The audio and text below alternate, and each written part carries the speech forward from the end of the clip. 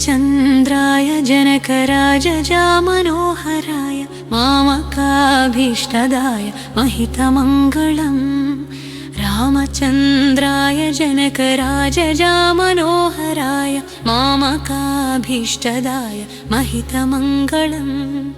कोसलेशाय मन्दहासदासपोषणाय वासवादिविनुतसद्वराय मङ्गलम् कोसलेशाय मन्दहासदासपोषणाय वासवादिविनुतसद्वराय मङ्गलम् चारुकुङ्कुमोपेतचन्दनादिचर्चिताय हारकटकशोभिताय भूरिमङ्गलम् चारुकुङ्कुमोपेतचन्दनादिचर्चिताय हारकटकशोभिताय भूरिमङ्गलम् ललितरत्नकुण्डलाय तुलसीवनमालिकाय जलजसदृशदेहाय चारुमङ्गलम् ललितरत्नकुण्डलाय तुलसीवनमालिकाय जलजसदृशदेहाय चारुमङ्गलम् देवकीसुताय देवदेवोत्तमाय भवजगुरुवराय भव्यमङ्गलम्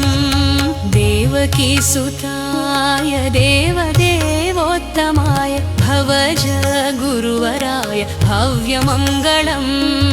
पुण्डरीकाक्षाय पूर्णचन्द्राननाय अण्डजावाहनाय अतुलमङ्गलम्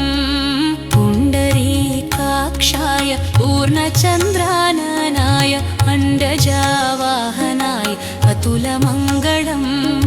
विमलरूपाय विविधवेदान्तवेद्याय सुजनचित्तकामिताय शुभदमङ्गलम् विमलरूपाय विविधवेदान्तवेद्याय सुजनचित्तकामिताय शुभदमङ्गलम् रामदासमृदुलहृदयतामरसनिवासाय स्वामी भद्रगिरिवराय सर्वमङ्गलम् रामदासमृदुलहृदयतामरसनिवासाय स्वामी भद्रगिरिवराय सर्वमङ्गलम् सर्वमङ्गलम् रामचन्द्राय जनकराजजामनोहराय मामकाभीष्टदाय महितमङ्गलम् रामचन्द्राय जनकराजजामनोहराय मामकाभीष्टदाय महितमङ्गलम्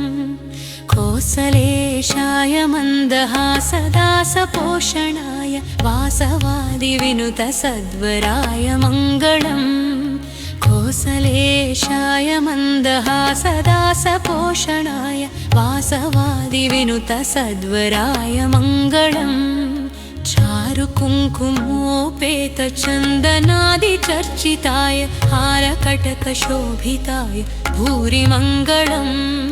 चारुकुङ्कुमोपेतचन्दनादिचर्चिताय हारकटकशोभिताय भूरिमङ्गलम् ललितरत्नकुण्डलाय तुलसीवनमालिकाय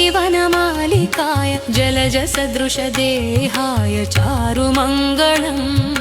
ललितरत्नकुण्डलाय तुलसीवनमालिकाय जलजसदृशदेहाय चारुमङ्गलम्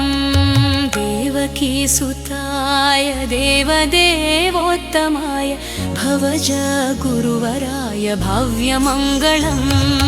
देवकीसुताय देवदेवोत्तमाय भवजगुरुवराय भव्यमङ्गलम् पुण्डरीकाक्षाय पूर्णचन्द्राननाय अण्डजावाहनाय अतुलमङ्गलम्